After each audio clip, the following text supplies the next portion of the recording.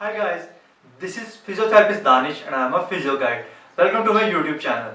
So guys, पिछली video में हमने बात की थी लो बैक पेन के बारे में और हमने कहा था कि अगर हम पोजिशनल बेसिस पे हम जाएं तो हम कहते हैं कि या तो आपको extension bias lower back pen हो सकती है या फ्लेक्शन बायस लोअर बैक पेन हो सकती है। उस वीडियो में हमने बात की थी फ्लेक्शन बायस लोअर बैक पेन के बारे में और आज हम इसी टॉपिक का जो सेकंड पार्ट है यानी कि extension bias lower back pen उसके बारे में बात करेंगे। हम देखेंगे कि extension bias lower back pen आखिर है क्या, इसके साइन एंड सिम्टम्स क्या है और इसके कॉजेज क्या हैं। So before wasting any further time शुरू करते हैं आज की वीडियो। तो अब हम देख लेते हैं कि extension bias lower back pen है क्या।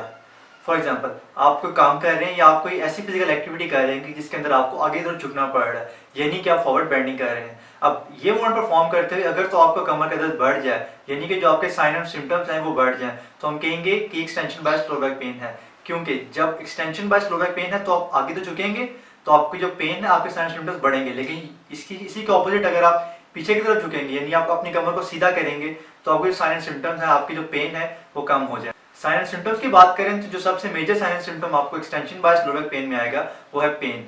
उसके अलावा आपको इरिटेशन आएगी। आप कोई भी एक्टिविटी जब आप परफॉर्म करेंगे यानी आप फॉरवर्ड बेंडिंग करेंगे तो आप उसको यहाँ तो कर ही नहीं पाएंगे या अगर करेंगे भी तो आपको शदीद दर्द के साथ उस काम को परफॉर्म करेंगे।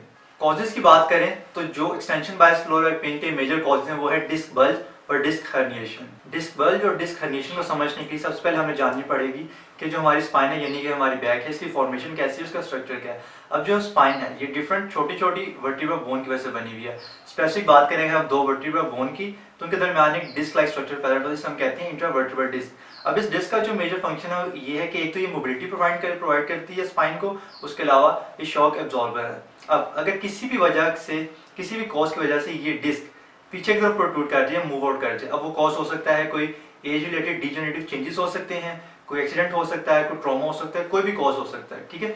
अब अगर तो ये डिस्क पीछे मूव कर जाती है तो जो पीछे हमारे जो स्ट्रक्चर्स पड़े हैं जिसमें हमारी स्पाइनल कॉर्ड में जो हमारी नर्व रूट हैं उनको इरिटेट करेंगी। अब जब उनको इरिटेट करेगी ये डिस्क प्रोट्रूड हुई हुई तो उसकी वजह से जो मेजर सिम्टम आएंगे उस आएगा हमारा पेन। उसके अलावा डिफरेंट न्यूरोलॉजिकल सिम्टम्स भी आ सकते हैं। अब डिस्क हर्निएशन और डिस्क बल्ज की अगर हम एग्जैक्ट बात करें तो हम कहेंगे कि जब भी इस डिस्क का 25% या इस 25% से कम पार्ट पीछे की तरफ प्रोट्रूड कर जाए तो उसको हम कहेंगे कि यह है डिस्क हर्निएशन।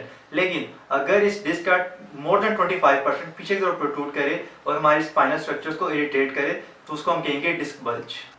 अब इस बल्ज या हर्निएटेड डिस्क की वजह से होगा ये कि जब भी आप आगे की तरफ झुकेंगे या आपको ऐसा काम करेंगे जिसमें आपको फॉरवर्ड बेंडिंग करनी पड़ती है तो ये डिस्क पीछे की तरफ मूव करेगी और जो स्पाइनल स्ट्रक्चर्स हैं उनको इरिटेट करेगी।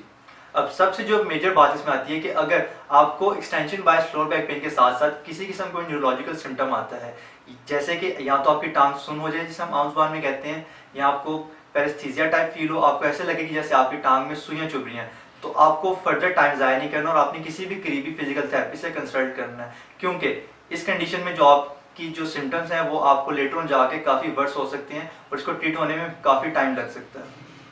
सो गाइज, ये थी मेरी आज की वीडियो जिसमें मैंने बात की extension bias lower back pain के बारे में। I hope you like it. मजीद वीडियोस के लिए चैनल को सब्सक्राइब, लाइक और शेयर करना मत भूलिएगा। फिर हाजिर होंगे एक नई वीडियो के साथ, एक नए टॉपिक के साथ। अपना और अपने इर्द गिर्द के लोगों का बहुत सा ख्याल रखिएगा। खुदा हाफिज।